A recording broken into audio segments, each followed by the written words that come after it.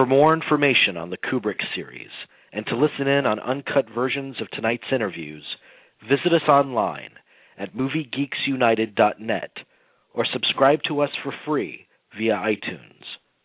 For frequent updates on future episodes, join us on Twitter at twitter.com/MovieGeeksUnite or on Facebook at facebook.com/MovieGeeksUnited.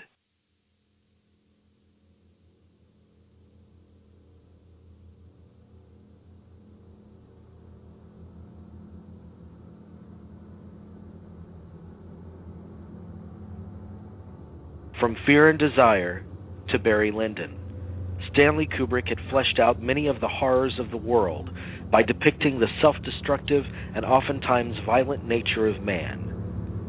So what could result when Kubrick set out to make a film in the horror genre?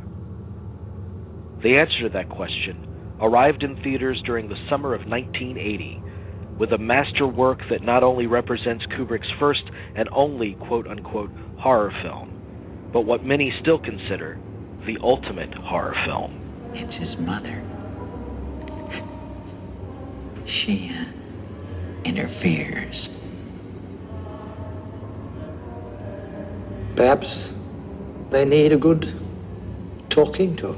During this episode of the Kubrick series, a distinguished panel of Kubrick's collaborators will discuss the challenges of realizing Kubrick's epic vision. But he just called me and said, I don't know what you think you're doing, when this is finished, but, you're coming to England because I'm going to need you to, be with Danny and stay with Danny and coach with Danny. The Shining. What memories come to mind to you about that shoot? It took a long time. The original plan was that we would dash in, shoot the things, throw the gear on carts, rush off to another stage, which would be lit and ready, do another scene. And then, we got bogged down by his desire to do it over and over again for various reasons. And assorted critics and film analysts will examine the even greater challenges associated with reading a film that has endured as one of Kubrick's most mainstream and pleasing, yet deceptively cryptic works. I think there's equal amounts of realism and, let's say, metaphor. It really is a statement about where this country has come. I suddenly said to my friends, that movie was about the genocide of the American Indians. He was setting up a pattern of reference on a very subliminal level that said, I'm talking about, in the context of a horror film, I'm using that artificial horror as a means to get at the real horror that concerns me. And certainly Kubrick's always been concerned with the bad things that have happened in the world. And so it would be hardly surprising that he wouldn't make reference to the Holocaust. Most of the evidence that I have that indicts Stanley as the person who did the moon landings is buried inside his very famous film, The Shining. Few films harbor more mystery or provide more endless fascination than The Shining.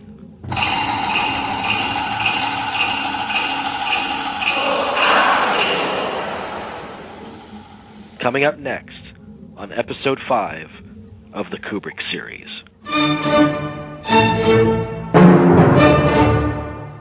Over the course of 13 feature films, he examined a diverse range of topics and themes, from the glories and dangers of technology, I'm afraid, Dan, to the moral conflicts inherent in war. Whose side are you on, son? Our side, sir. Don't you love your country? Yes, sir.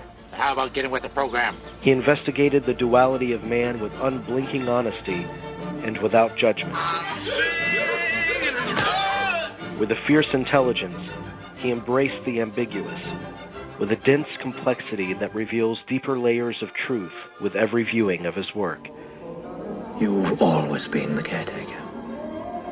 His films were of their time, ahead of their time, and timeless. Mr. President, I'm not saying we wouldn't get our hair mussed, but I do say no more than 10 to 20 million killed, tops. In this series of 8 shows, Movie Geeks United, aided by a panel of special guests, will examine the works of Stanley Kubrick, works that will continue to challenge, fascinate, and exhilarate audiences for as long as there are movies.